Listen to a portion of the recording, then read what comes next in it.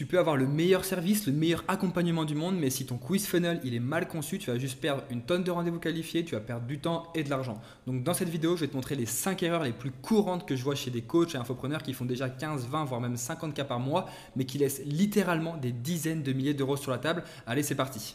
Alors, l'erreur numéro 1, c'est de ne pas connaître ton avatar client. Si tu ne sais pas exactement à qui tu t'adresses, ton quiz funnel, il t'apportera jamais de rendez-vous qualifié. En fait, comment est-ce que tu veux déjà proposer une solution personnalisée à ton prospect? Comment tu veux montrer à ton prospect que tu l'as compris, que tu es en mesure de l'aider si tu ne connais même pas sa situation actuelle, ses désirs, ses besoins, ses challenges, ses frustrations, ses problèmes, ce qu'il a essayé, ce qui a marché pour lui. Enfin, si tu ne connais pas ton ICP sur le bout des doigts, tu ne pourras jamais avoir un marketing qui résonne avec ta cible. Et ça, c'est très problématique. Que ce soit pour faire le quiz funnel, que ce soit pour faire des tunnels de vente avec des VSL, que ce soit pour créer du contenu, etc. Il faut vraiment que tu connaisses ton avatar client sur le bout des doigts. Et encore plus si tu as envie de mettre en place un quiz funnel. Maintenant, comment est-ce que tu peux bien définir ton avatar client? Eh bien, c'est très simple. Déjà, tu vas appeler tes anciens clients et tes clients actuels avec lesquels tu as eu le plus de résultats. Donc, pose-leur des questions ouvertes. Moi, j'aime bien faire aussi un Google Form que je vais envoyer à mes clients pour récupérer de la data. Donc, ça peut être par exemple, quels étaient vos challenges avant qu'on travaille ensemble? Et en fait, plein de questions comme ça pour en apprendre plus sur ton avatar client et tu pourras à ce moment-là bien le connaître pour faire un quiz qui sera performant. Ensuite, tu peux utiliser des outils comme Facebook, les groupes Facebook, Reddit ou des témoignages pour collecter en fait les propres mots de ta cible. Ce qui est hyper important lorsque tu fais un quiz funnel, c'est de vraiment montrer au prospect que tu l'as compris. Et donc, il faut que tu utilises ces mots. Il faut que tu utilises les choses qu'il va te dire. Et ça, c'est très important. Tu peux utiliser aussi Quora. Quora, c'est une plateforme un peu communautaire dans laquelle tu vas pouvoir retrouver beaucoup d'informations, surtout si tu fais du coaching sportif. Principalement, si tu fais du coaching, tu as beaucoup d'informations sur Quora. Tu peux faire aussi des sondages, que ce soit sur LinkedIn, sur YouTube aussi, tu peux en faire. Et sinon, moi, ce que je te conseille aussi, c'est d'aller voir ChatGPT avec les méthodes approfondies et recherches sur Internet. Tu peux vraiment déjà peaufiner ton avatar client ou te créer une base solide. Et Perplexity aussi, c'est top pour faire des recherches très approfondies sur ton avatar client. Et ça te fait gagner pas mal de temps. Donc ça, c'est les 5 petits points, moi, que j'utilise personnellement pour faire les avatars clients de mes clients, mais aussi le mien. Et ensuite, une fois que tu as un avatar client qui est bon, que tu le connais sur le bout des doigts, bah, tu peux commencer à construire ton quiz funnel et tu devras l'adapter bien sûr en fonction du ton de ton avatar client. Tu devras poser des questions en fonction des problèmes, des besoins de ton avatar client et pareil pour les pages de résultats. Là, par exemple, il n'y a pas très longtemps, j'ai fait du consulting sur un quiz funnel d'un infopreneur en nutrition et il n'y avait pas en fait un très bon avatar client. Du coup, on a retravaillé l'avatar client et au final, le nombre de rendez-vous a doublé, tout simplement. Donc vraiment, c'est primordial d'avoir un bon avatar client et de le connaître sur le bout des doigts.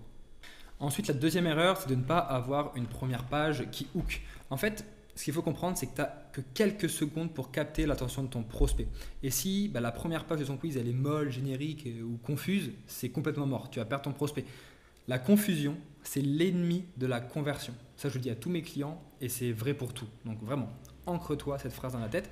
Et les erreurs les plus courantes que je vois sur les premières pages, c'est un thème qui est flou, qui n'est pas aligné avec une douleur, une transformation claire, pas de bénéfices ou d'avantages qui sont exprimés pour la personne qui va cliquer et qui est dans la cible du coup, et aucune preuve sociale. Ça, c'est le pire truc. Mettez de la preuve sociale sur votre première page. Là, on va analyser juste après une petite première page. Tu vas pouvoir voir comment ça se goupille et la structure que tu peux faire. Donc concrètement, ce qu'il va falloir que tu fasses, c'est faire un titre qui intrigue, un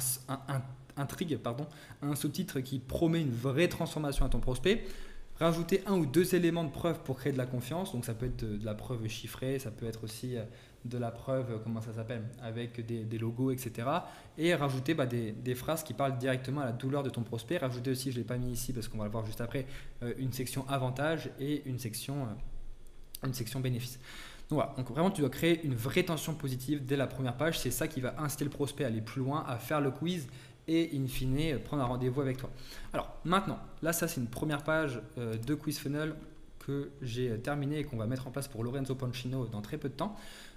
Concrètement, vous allez bientôt prendre la parole en public, face caméra, sur scène, en interview. Donc là, on cible directement les gens. Nous, ce qu'on veut, c'est que des personnes qui sont dans cette situation-là. Tous les autres, on s'en fout. Du coup, déjà, ça permet de segmenter grâce à ça. Faites de votre prise de parole un moment qu'on n'oublie pas parce que vous avez capté l'attention dès les 30 premières secondes. Donc ça, c'est le thème du quiz. Le thème du quiz, en gros, c'est tu vas faire le quiz et tu vas savoir comment capter l'attention dès les premières secondes. Faites notre quiz 100% gratuit et en moins de 2 minutes, découvrez votre profil de communicant, votre atout principal pour débloquer votre plein potentiel, 3 techniques simples et personnalisées pour captiver votre audience dès les premières secondes. Donc là, c'est clairement les bénéfices en fait à faire le quiz. C'est ce que tu vas avoir à la fin sur la page de résultats. Donc là, ça donne forcément plus envie qu'une première page qui est très générique où il n'y a pas grand chose de marqué. À côté, on a une photo de Lorenzo avec un petit descriptif en dessous pour ajouter de la confiance et de la crédibilité. Et bientôt, on va mettre aussi les logos des entreprises avec qui il a pu travailler. Le CTA qui est juste ici, qui est très visible. Un point important aussi au niveau de la structure, il faut que le CTA soit visible directement, que ce soit sur tablette, sur téléphone ou ordinateur. C'est hyper important, sinon ton taux de conversion va extrêmement baisser. Ensuite, on a une deuxième section avec les avantages. Donc les avantages qu'a le prospect lorsqu'il va en fait découvrir quel type de communicant il est. Donc savoir quel type de communicant vous êtes va vous aider à identifier les petites erreurs classiques qui ruinent votre prise de parole, découvrir vos qualités, prendre la parole avec calme et impact, mieux vendre vos idées, vos projets que vous-même, gagner en confiance et en sérénité le jour J et vous sentir mieux préparé pour votre première conférence ou une prise de parole importante. Voilà. Donc ça, c'est les avantages. Lorsque le prospect va faire le quiz, il sait qu'à la fin, il va pouvoir découvrir tout ça sur la page de résultats. Et c'est ça qui est très puissant. Et ensuite, pour finir, là, on a rajouté une petite section témoignages. Donc là, le but, ce qu'il faut comprendre, c'est le but des témoignages, des avantages, etc. C'est de marketer le quiz, d'inciter le prospect à faire le quiz. Du coup, là, les témoignages, ils seront en lien avec le quiz. C'est super important. Ils ont fait le test et ils ont pu réussir leur première prise de parole, par exemple. On ne les a pas encore fait pour le moment. Mais concrètement, c'est ça. Marketer le quiz. C'est l'objectif de la première page. Ensuite, l'erreur numéro 3. Poser des questions trop compliquées dès le début. En fait, il y a trop de quiz qui commencent par quelle est ta stratégie d'acquisition actuelle ou quel est ton taux de closing, quels sont tes rapports macronutritionnels par semaine. Enfin, c'est des questions qui sont ultra compliquées. Et en fait, le prospect, son cerveau, il n'est pas encore prêt à ce moment-là. Concrètement, ce que tu dois faire, c'est poser des questions qui sont très simples. Les 3 premières questions de ton quiz doivent être très très simples à répondre. Le prospect ne doit même pas avoir besoin de réfléchir pour y répondre.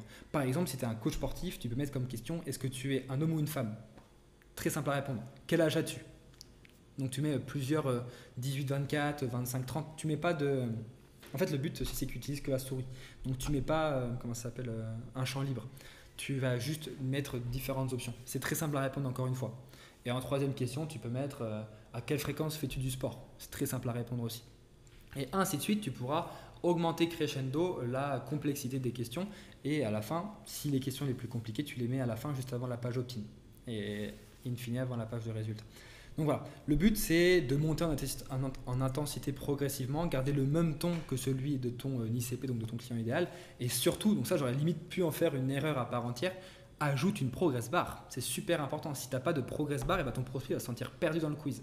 Donc une progress bar, pour ceux qui ne savent pas, c'est une petite barre que tu vas mettre au-dessus de tes questions généralement et qui va montrer concrètement où le prospect en est dans le quiz et il peut visualiser son avancement.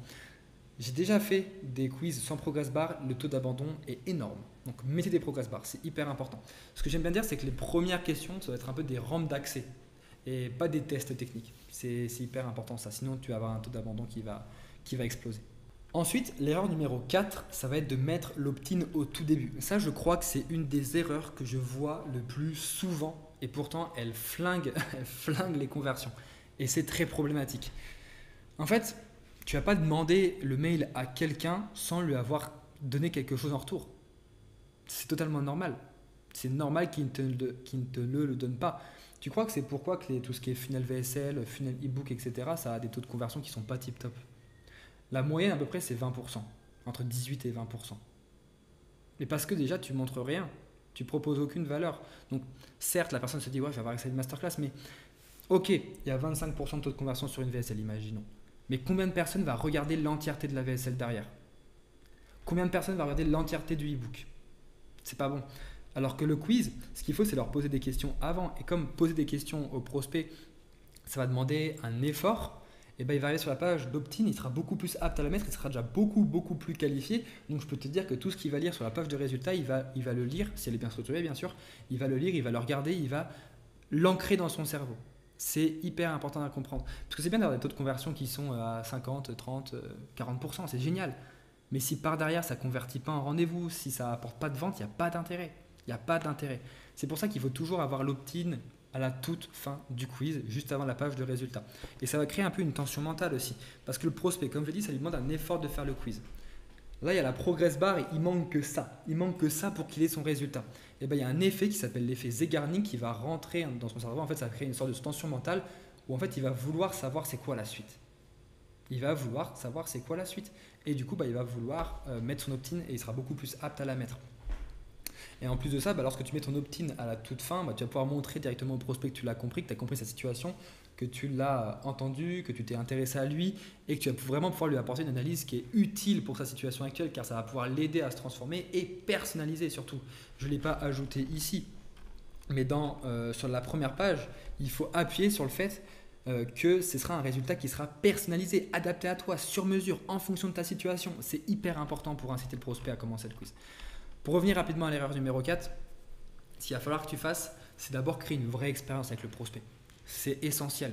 Il faut engager le prospect, comme je l'ai dit, avec quelques questions simples et bien formulées.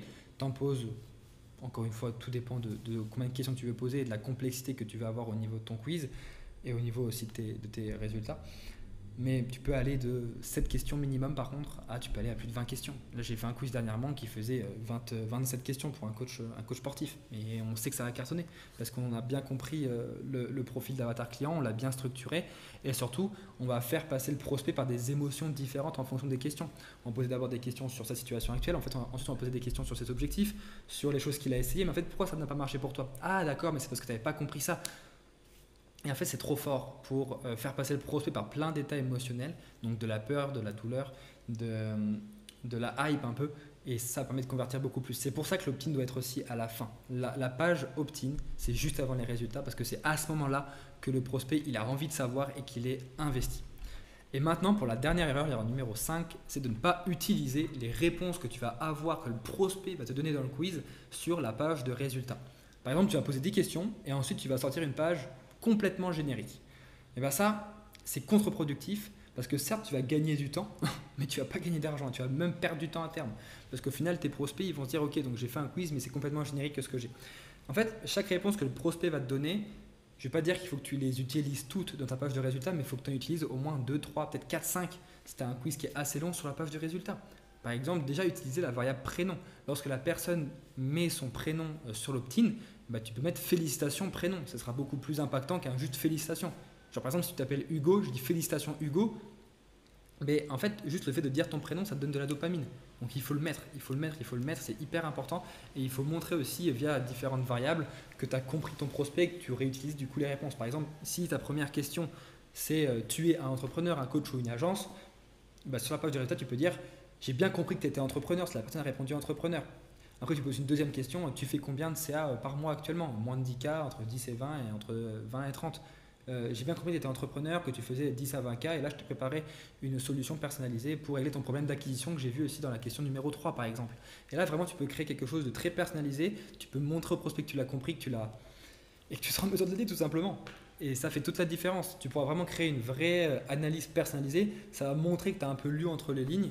Et en fait, quand un prospect se sent compris, se sent considéré, se sent écouté, il convertit 10 fois plus. Si tu veux aller plus loin et qu'on regarde ensemble comment un quiz funnel pourrait t'amener plus de rendez-vous qualifiés, clique sur le premier lien en description. Je t'offre ta structure de quiz funnel vraiment personnalisée pour 0 €. Et sur ce, si la vidéo t'a plu, n'hésite pas à t'abonner, à la liker. Et on se dit à la prochaine pour une toute nouvelle vidéo. Allez, ciao ciao.